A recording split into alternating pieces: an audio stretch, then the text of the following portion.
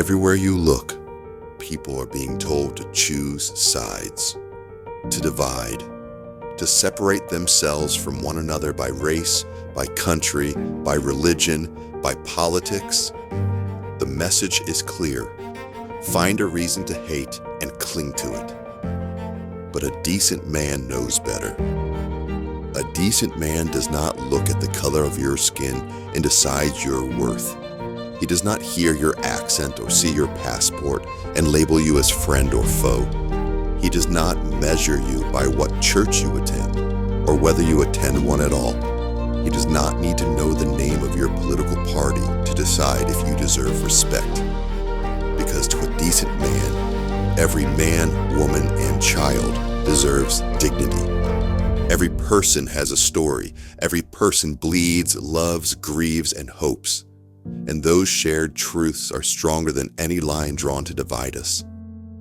You see, division is easy.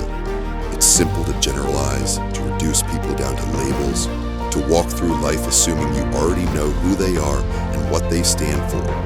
But unity, actual unity, takes courage. It takes patience. It takes the strength to listen, to look past the surface and to search for the things that connect us rather than things that break us apart.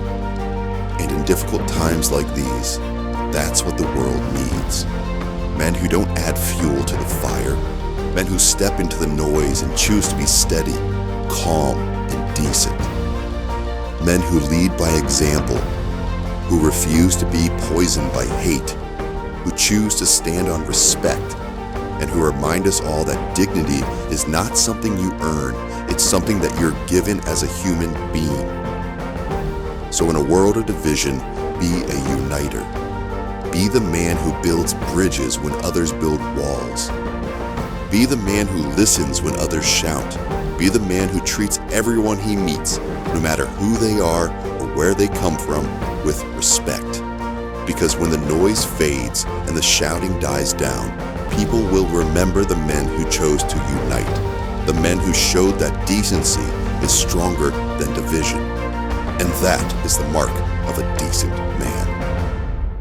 Be that man.